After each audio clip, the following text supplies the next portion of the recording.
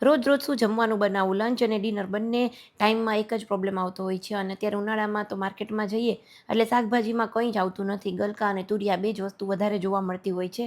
એટલે મેં કીધું આજે કંઈ શાકભાજી છે નહીં, બીજું કંઈ તો શું બનાવું? તો થોડું એવું પનીર પડેલું હતું અને મેં કીધું ચલો આપણે વટાણા સ્ટોર કર્યા છે તો બંનેને મિક્સ કરી અને થોડું મટર પનીરની એકદમ સિમ્પલ એવી ઘરેલું સબ્જી બનાવી નાખીએ. તો જો અહીંયા ફટાફટ બધું જ આ વસ્તુને પહેલાં થોડું હાફ કૂક કરી અને એની ગ્રેવી બનાવી નાખી છે. અને ગ્રેવીને ફરીથી કૂક કરી અને એની અંદર મટર અને પનીર એડ કરી દીધું છે. ઉપરથી એમાં કસૂરી મેથી જરૂરથી એડ કરજો, એનાથી ટેસ્ટ એકદમ સરસ આવતો હોય છે. અને બની ગઈ આપણી એકદમ સિમ્પલ સબ્જી. એક દિવસ આપણે વિડીયો સ્કીપ કરી દીધો હતો કેમ કે કાલે હું બિઝી હતી, એના લીધે પ્રોપર લંચ નહોતું બનાવ્યું. કાલે ઓનલી દાલ અને રાઈસ જ બનાવેલા હતા એટલા માટે. અને આજે આપણે જે પનીર અને મટર પનીરની સબ્જી રેડી છે બિલકુલ. અને એની સાથે બીજું શું શું છે એ જોઈ લઈએ. એકદમ સિમ્પલ આજનું પણ લંચ છે એટલા માટે સબ્જી બનાવી છે એકદમ સિમ્પલ. જો અહીંયા લીધું છે જો મરચાં તળેલા છે, અહીંયા છે કાકડી, છાશ છે, અહીંયા જો સવારના વધેલા થોડા પૌવા છે અને આજે બનાવ્યા છે પરોઠા.